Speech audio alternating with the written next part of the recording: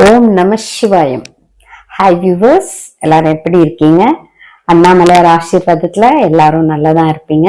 நிறைய பேர் ஃபோன் பண்ணி கேக்குறீங்க, ஏமா எதுவும் வீடியோ எதுவும் அப்லோட் பண்ணல அப்படின்னு. கொஞ்சம் பர்சனல் வேலையா இருந்தேன். இந்த வீடியோ எதுக்காக அப்படின்னா, தமிழ்நாட்டு மக்களுக்காக தான் இந்த வீடியோ. என்னங்க நீங்க ஆன்மீகம் பேசுறவங்க அரசியல் பேசுறீங்க அப்படின்னு தப்பா எடுத்துக்காதீங்க.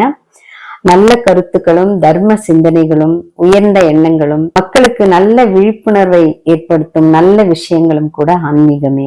7 கடல் தாண்டி வாழற ஒரு தமிழன் தமிழ்நாட்டு மக்களுக்காக அங்கிருந்து குரல் கொடுக்கும்போது, பக்கத்து ஸ்டேட்ல இருக்கிற நானும் ஒரு தமிழச்சி தான், நான் ஏன் பேசக்கூடாது? சேர சோழ பாண்டியர்கள் ஆண்ட காலத்துல பெண்களை தெய்வமாவும் கண்ணியமாவும் நடத்தினாங்க.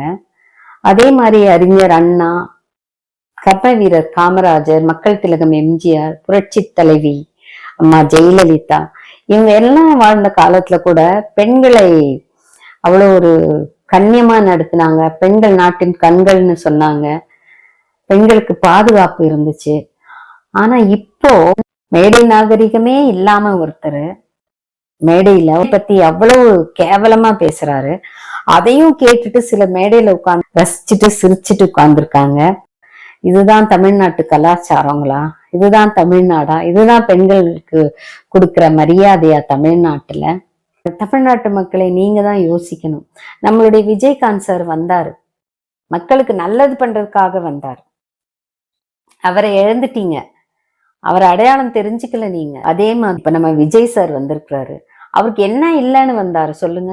பணம் இல்லையா, பேர் இல்லையா, புகழ் இல்லையா, செல்வாக்கு இல்லையா? அவர் வெளியில வந்தா லட்சக்கணக்கான ரசிகர்கள் அவர் பின்னாடி வருவாங்க இல்லைங்களா? சினிமா துறையில மார்க்கெட் இல்லாம போயிடுச்சா அவருக்கு? அவர் எதுக்காக வந்தாரு? மக்களுக்கு நல்லது செய்யறதுக்காக தானே வந்தாரு. தமிழ்நாட்டு மக்களுடைய தலையெழுத்தையே மாத்துறதுக்கு தானே வந்தாரு. யோசிங்க தமிழ்நாட்டு மக்களே, யோசிங்க. உங்களுடைய வாக்குகளும் உங்களுடைய உரிமைகளும் விற்பனைக்கு அல்ல என்பதை புரிந்து கொள்ளுங்கள். மாற்றம் ஒன்றே மாறாதது. ஓம் நம சிவாய.